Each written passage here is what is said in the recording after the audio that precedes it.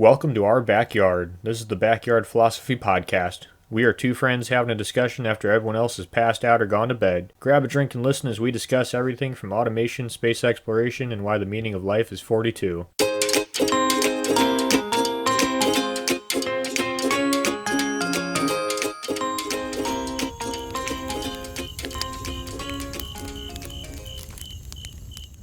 If you've been fishing long enough, you've probably heard about the Lunar tables, major, minor. It'll help you catch more fish.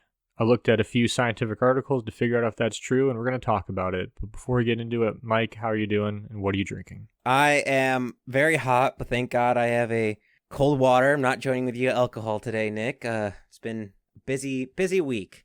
But what about you? How are you doing, and what are you drinking? I'm doing great. We're talking about fishing. I got a shock top here. So for those of you who are not familiar with the Lunar theory or lunar tables, what it is basically the idea that the moon's position in relation to the Earth has an effect on animal and fish movement. A lot of fishermen, a very superstitious bunch to begin with, believe in this. I didn't believe in this until I went out fishing with my grandpa, and he's like, "Oh, it's not even worth it to go out. You know, at this time it's not a major or a minor," and I'll get into that in a sec. And so I was like, what the fuck is this? You know, Farmer's Almanac bullshit. Some wives' So tales.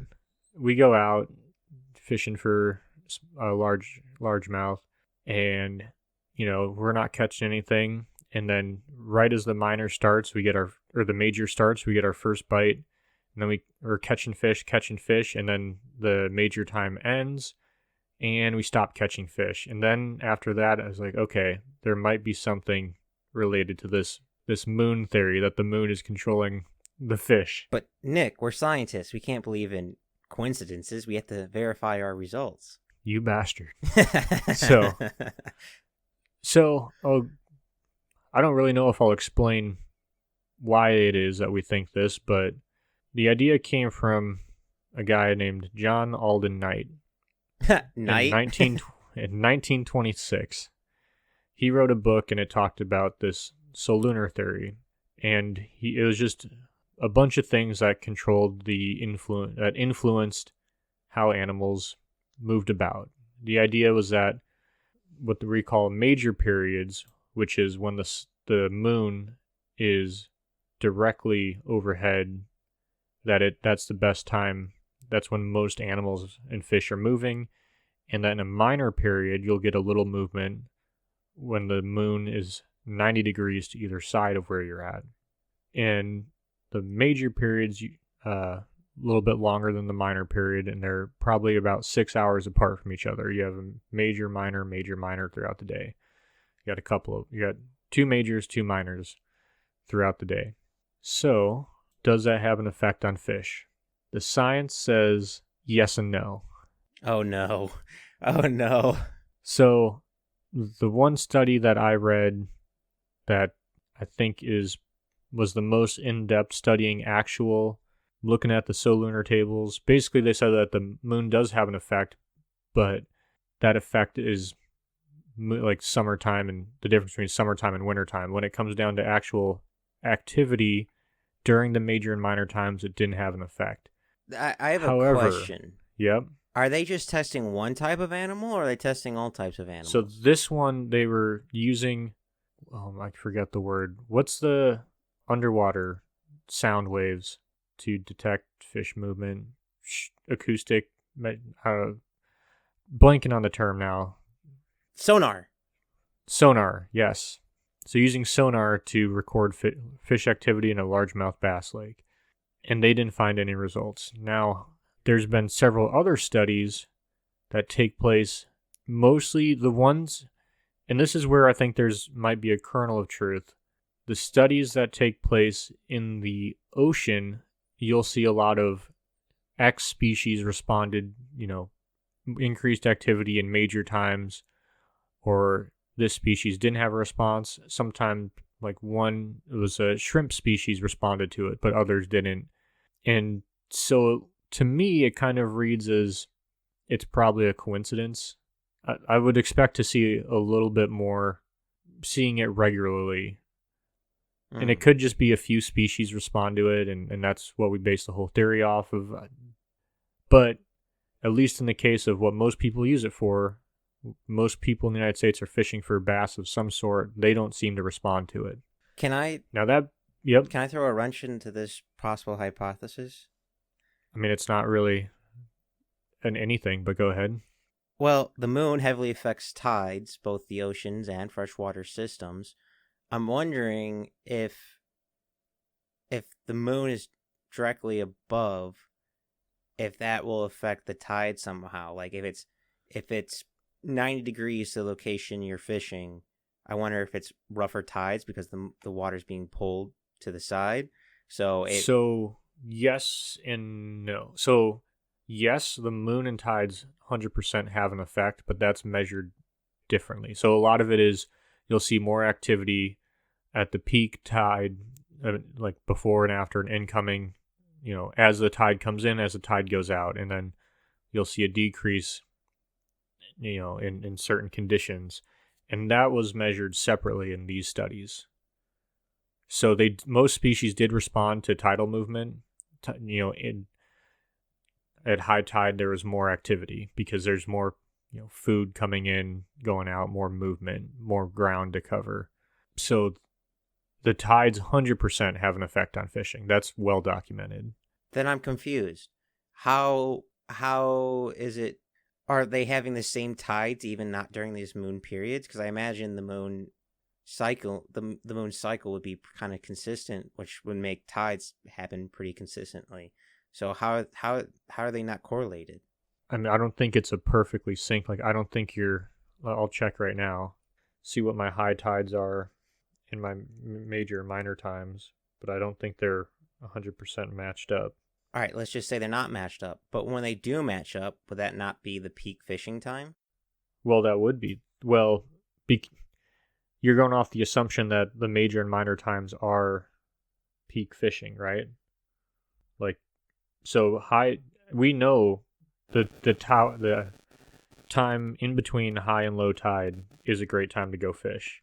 But what we don't know is where the moon is above. So example, for today, the high tides are at 1:26 in the morning and 3:25. The major times are at 2:37 in the morning to 4:37, and then 3:03 p.m. to 5 p.m. So that match up with the outgoing tide. And the minor time is at 7:23, which is an hour before low tide, to 8:23. So almost ending at low tide. So that's not always your major's not always your high tides. They're close. I'm thinking. So I guess what you're saying is that it could be getting lumped in with the major minor. Yes, like yeah, because like what's the old saying? Red sky in morning, sailors take warning. Red sky at night, sailors delight. That holds some merit. It's not always true, but I imagine like this fishtail that Well, I guess the one thing that I don't know that much about offshore fishing. Some of the fish that responded to this are deeper offshore. I don't really know how much the tide affects those more offshore pelagic species. Oh, that's interesting. It affects species more than species that deal with tides more. I would have guessed the opposite, but well, so this study examined a bunch of offshore species, and out of 5 of them, only one had a slight response. Enough to be measurable, but not enough to say with certainty that it was, like, we got them. Curious on the sonar what they're exactly looking for. Like, are they feeding more? Well, so these studies, the deep sea fishing, they just tried to catch fish. So, like jigging, okay. Basically. Because that's hard to do that, set that up out there. So they were just fishing, recording activity throughout the day in relation to other variables. Everything had the same lures, it's just sitting there. What about the freshwater? The freshwater was the one that had the acoustic activity, but then tides wouldn't have an effect on that. I'm gonna be honest with you, Nick. What you've told me so far is it seems like there's a lot of flaws in their testing. Well, how would you test that? I would look for a sea, not an ocean. Not it's because an ocean just too many variables. I would choose like let's just say the Black Sea, something a little bit more controllable. A section, do a control, so measure that for an X amount of period. See out the cycles on that. So pretty much I'm taking every log of data and I'm seeing what lines up, what not lines up. Once I do that, do the exact same thing to a different location. If I get, But my question is, how are you measuring activity? I would look at patterns of the fish density. I would look No, but how are you how are you measuring that? well, I would probably use sonar to detect the quantity of fish, and then I would. But I think you're going to have a lot more interference in the ocean with boats and waves is the problem I think you're going to run into there. Whereas you can go to a quiet lake in the middle of nowhere in Minnesota and easily. Hence why I said sea instead of ocean. Because I'm wondering if the salt water has an effect versus fresh water. That's why I mentioned the Black Sea, which is not connected to an ocean. Yeah, I think the problem is fish are hard to track, and we don't know that much. We don't know that much about their movements. Huh, Nick? A So lot of things I think, have come up of we just don't know a lot about animals. yeah, I think the easiest, I have a friend who's studying bass movement with trackers. So I guess if you had that tracking data, you could compare it with the major minor times and see how they move. But they're not like the GPS that sends coordinates. They have to go and see where they're at every like week or so with the radar. So I guess it gets expensive to if you want to GPS track a fish. Yeah, that just seems very hard. I'm good. But I it is interesting on how sometimes wives' tales hold some merit and sometimes they're just full of shit. Yeah, and so the other thing is the moon definitely has an effect of, like, everyone knows, don't go fishing after a full moon because the fish have been feeding all night. Anytime you can see a lot of that. If you have a bright night, fishing is going to be not good the next day. So after all this, am I a believer in the Lunar tables? Yes and no. And this is my theory. Why did we, when I go out with my grandpa and we catch a bunch of fish, and other times I've gone out and caught fish on major times, why do you do that? And this is my theory, is that fishing is all about, just like everything else, it's all about confidence. If you go out thinking you're going to catch fish, yeah, sometimes you don't, but a lot of times you do, and you're going to work hard to get those fish. If I go out before work and I only have an hour to fish, it's not a major or minor time, the tides aren't that great, I kind of go out knowing I'm probably not going to catch anything. And a lot of times when I go out thinking I'm not going to catch anything, I don't. So I think the confidence that people have when they go out thinking that they're going to go catch fish is what will give them that edge to catch fish. They're willing to work harder to catch fish because they think this is their window. A placebo effect for fishing. I think so. That's my theory, at least. I like it. It makes sense. Us humans are weird creatures. And I guess obligatory, don't not go fishing because it's not a major or minor time. The best time to go fishing is any time. Don't look at the tide, the friggin' moon, and be like, oh, well, I can't go fishing. If it's a full moon, that's another story, but... Yeah, werewolves might be out then.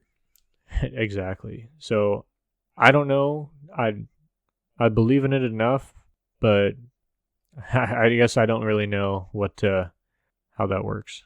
I'm going to say there may be a little truth to it. Can't tell you how much. Well, Nick, it sounds like we need to do fishing and do our own tests.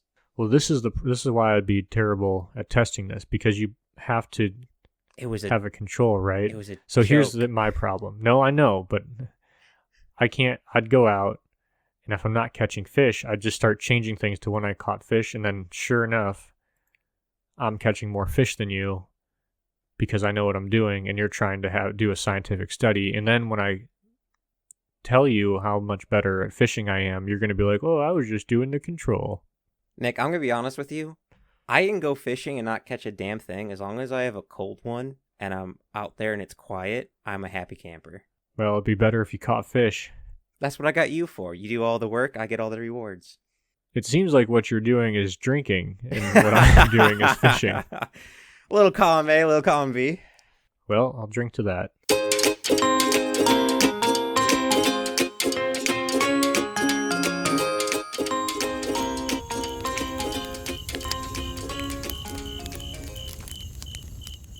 thanks for listening to the Backyard Philosophy Podcast.